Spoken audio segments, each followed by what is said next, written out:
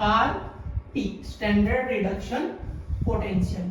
अब अगर बात करें रिडक्शन की, तो रिडक्शन में क्या होता है कि जो मेटल N पॉजिटिव होता है एक्वास फॉर्म में, वो N इलेक्ट्रॉन को गेन करता है और किस में जाता है, मेटल सॉलिड के अंदर जाता है। क्लियर। अब अगर इसका नॉर्मल इलेक्ट्रोड पोटेंशियल लिखा जाए तो नॉर्मल हम कैसे लिख सकते हैं, नॉर्मल में आ जाएगा E और Mn पॉजिटिव से वो किस में कन्वर्ट हो रहा है, M में कन्वर्ट, यानी कि मेटल सॉलिड में जा रहा है। क्लियर। अब हमें क्या लिखना है, हमें लिखना है standard reduction potential, standard reduction potential. तो वो क्या हो जाएगा, E नॉट Mn पॉजिटिव से M सॉलिड। क्लियर, समझ गए, standard reduction potential.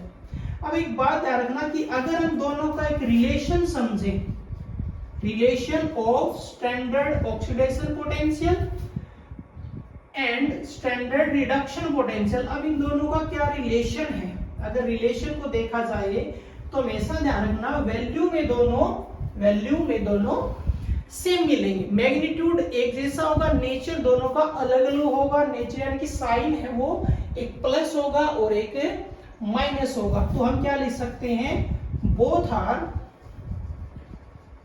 Are equal in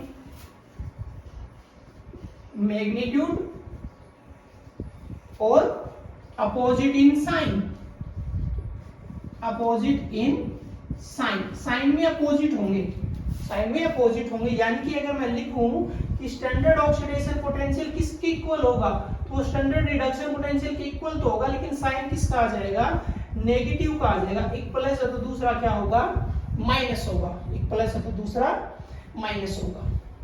clear, note कीजिए।